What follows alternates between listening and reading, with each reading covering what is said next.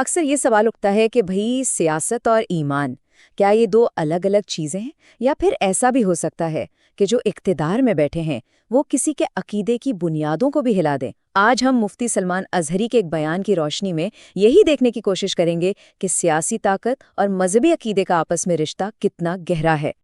یہ وہ نقطہ ہے جہاں سے ساری بات ایک نیا موڑ لیتی ہے۔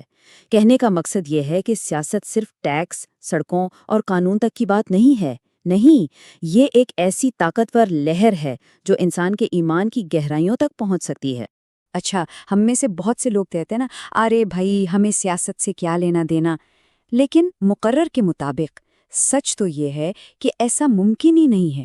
چاہے کوئی پسند کرے یا نہ کرے، سیاسی فیصلے ہماری زندگی کے ہر پہلو پر اثر ڈالتے ہیں۔ اور یہ کوئی ہوائی باتیں نہیں ہیں۔ ذرا سوچیں، کسی کے کاروبار پر کتنا ٹیکس لگے گا، اسکول میں بچے کیا پڑھیں گے، یہاں تک کہ ہمارے قانونی حقوق کیا ہوں گے، یہ سب فیصلے کہاں ہوتے ہیں؟ سیاست میں۔ تو اس کا مطلب یہ ہے کہ سیاست، چاہے اس میں دلچسپی نہ بھی لی جائے، ہماری زندگی میں پوری طرح شامل ہے۔ لیکن بات صرف روزمرہ کی زندگی تک ہی نہیں ہے، اصل خطرہ اس سے کہیں زیادہ گہرا ہے۔ سوال یہ اٹھتا ہے کہ کیا سیاست صرف ہمارے حالات بدلتی ہے، یا یہ ہمارے بنیادی عقائد کو، ہماری سوچ کو بھی بدل سکتی ہے؟ یہاں ایک لفظ سمجھنا بہت ضروری ہے، عقیدہ۔ اس کا سیدھا سا مطلب ہے وہ پکے بنیادی نظریات جو کسی کے ایمان کی جڑ ہوتے ہیں، اور مقرر کا کہنا یہ ہے کہ طاقتور حلقے ہمیشہ اسی جڑ کو، اسی بنیاد کو نشانہ بناتے ہیں، کیونکہ اگر سوچ کی جڑ ہی بدل دی جائے تو پورا درخت تو خود بخود جھک جاتا ہے۔ تو اصل کھیل شروع ہوتا ہے یہاں سے۔ جب اقتدار میں بیٹھے لوگوں کا نظریہ عوام سے الگ ہو تو وہ صرف قانون نہیں بدلتے، نہیں، وہ کوشش کرتے ہیں کہ لوگوں کا عقیدہ ہی بدل دیا جائے۔ اور یہ کوئی آج کا کھیل نہیں ہے، تاریخ ایسی مثالوں سے بھری پڑی ہے۔ تو چلیں ذرا تاریخ کے پنوں کو پلٹ کر دیکھتے ہیں۔ مقرر ہمیں کچھ ایسی مثالیں دیتے ہیں کہ کس طرح طاقتور حکمرانوں نے اپنی حکومت کو مضبوط کرنے کے لیے لوگوں کے ایمان کو ہی بدلنے کے منصوبے بنا ڈالے۔ پہلی مثال ہے مغل بادشاہ اکبر کی۔ اب اس میں جو غور کرنے والی بات ہے نا، وہ ہے ٹائمنگ۔ اکبر نے تقریباً آدھی صدی حکومت کی اور اپنا نیا مذہب دین الہی کب متعارف کرایا؟ بالکل آخر میں، جب اس کی طاقت عروج پر تھی اور اسے کوئی چیلنج کرنے والا نہیں تھا۔ یہ وقت کا انتخاب بہت کچھ بتاتا ہے۔ اور یہ کوئی چھوٹی موٹی تبدیلیاں نہیں تھیں۔ ذرا تصور کریں، اکبر کے دین الہی میں کہا گیا کہ اذان کی جگہ شنکھ بجایا جائے، مسجد اور مندر کو ایک کر دیا جائے۔ مقرر کے مطابق یہ صرف اصلاحات نہیں تھیں، بلکہ ایک قائم عقیدے کو جڑ سے اکھاڑ کر ایک نیا سرکاری نظریہ مسلط کرنے کی کوشش تھی۔ اور یہ کہانی صرف اکبر پر ختم نہیں ہوتی۔ مقرر ایک اور مثال دیتے ہیں معتزلہ حکمرانوں کی، جنہوں نے بالکل یہی کیا۔ انہوں نے بھی سرکاری طاقت کا استعمال کر کے اپنے مذہبی خیالات کو سرکاری عقیدہ بنایا، اور جس نے بھی اختلاف کیا اسے سخت سزائیں دیں۔ پیٹرن بالکل وہی ہے۔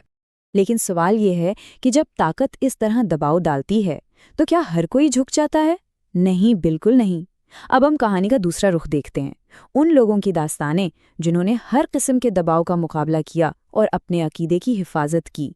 تاریخ کے اس موڑ پر دو راستے بالکل صاف نظر آتے ہیں۔ ایک راستہ تھا سمجھوتے کا، جہاں لوگوں نے فائدے کے لیے طاقت کے آگے سر جھکا دیا، اور دوسرا راستہ تھا مزاحمت کا، جس پر چلنے والوں کو اپنے اصولوں کی بہت بھاری قیمت چکانی پڑی۔ مزاحمت کی شاید سب سے طاقتور مثال جنگ خندق کے واقعے میں ملتی ہے۔ ذرا منظر کشی کیجیے، صحابہ کرام فاقوں سے نڈھال ہیں اور سامنے دشمن کے کیمپ سے مزیدار کھانوں کی خوشبوئیں آ رہی ہیں۔ اس وقت ان کا جواب تھا، ہم یہاں روٹی اور بوٹی کے لیے نہیں، صرف چہرہ رسول کے لیے آئے ہیں۔ یہ ہے عقیدے کی طاقت۔ 5 لاکھ، یہ کوئی چھوٹا عدد نہیں ہے۔ یہ ان احادیث کی تعداد ہے جو امام احمد بن حنبل کو یاد تھیں۔ ان کا علمی مقام اتنا اونچا تھا، اور شاید اسی لیے جب انہوں نے معتزلہ کے سرکاری نظریے کو ماننے سے انکار کیا تو انہیں شدید ترین سزاؤں کا سامنا کرنا پڑا۔ اور پھر مجدد الفسانی کی مثال دیکھیے، جنہیں اکبر کی مخالفت کرنے پر 8 سال جیل میں رکھا گیا۔ لیکن کیا فکر کو قید کیا جا سکتا ہے؟ جیل کی دیواریں ان کے نظریات کو قید نہیں کر سکیں۔ انہوں نے قید کے دوران ہی 700 قیدیوں کو عالم بنا دیا۔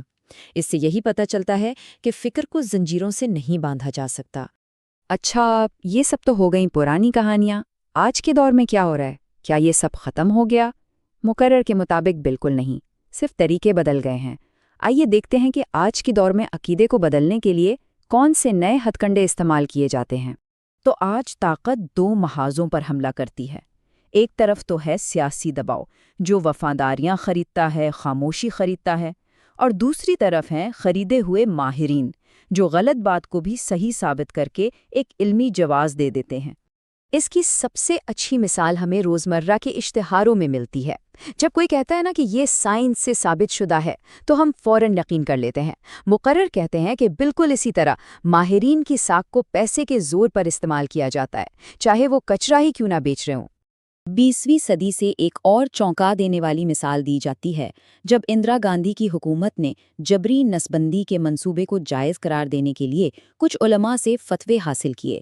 یہ مذہب کو ریاستی پالیسی کے لیے استعمال کرنے کی ایک کوشش تھی، لیکن پھر اس کے خلاف ایک جوابی فتویٰ بھی آیا جس نے اس منصوبے کو ناکام بنا دیا۔ اور اب آتے ہیں اس گفتگو کی شاید سب سے دلچسپ اور اہم کہانی کی طرف، ایک ایسی کہانی جو دولت کے اثر کو ایک صوفی بزرگ کے ذریعے بیان کرتی ہے۔ سوچئے، مجمع لگا ہے اور وہ بزرگ اچانک کہتے ہیں، تمہارا خدا میرے پیروں کے نیچے ہے۔ ایک لمحے کے لیے تو سناٹا چھا گیا ہوگا۔ لوگ غصے اور حیرت میں تھے کہ ان کا پیر و مرشد ایسی گستاخی بھری بات کیسے کر سکتا ہے۔ اور پھر راز کھلا۔ بزرگ نے وہ چٹائی اٹھائی جس پر وہ بیٹھے تھے، اور اس کے نیچے کیا تھا؟ سونے کے سکوں کا ڈھیر۔ تب انہوں نے وضاحت کی کہ وہ خدا کی نہیں، بلکہ ان کے دلوں میں بیٹھی پیسے کی محبت کی بات کر رہے تھے، جو ان کے لیے خدا بن چکی تھی۔ تو اس پوری بحث کا، ان ساری کہانیوں کا لب لباب کیا ہے؟ آخری پیغام ایک چیلنج ہے کہ اصل کام ایک ایسا مضبوط اور پکا ایمان پیدا کرنا ہے جسے نہ اقتدار خرید سکے، نہ سیاست جھکا سکے، اور نہ ہی دولت کا سیلاب اپنے ساتھ بہا کر لے جا سکے۔ تو آخر میں یہ سوال ہمارے سوچنے کے لیے ہے، جب طاقت اور پیسہ سامنے کھڑے ہو کر وفاداری کا مطالبہ کریں تو اس وقت اصل میں مقدس کیا رہ جاتا ہے؟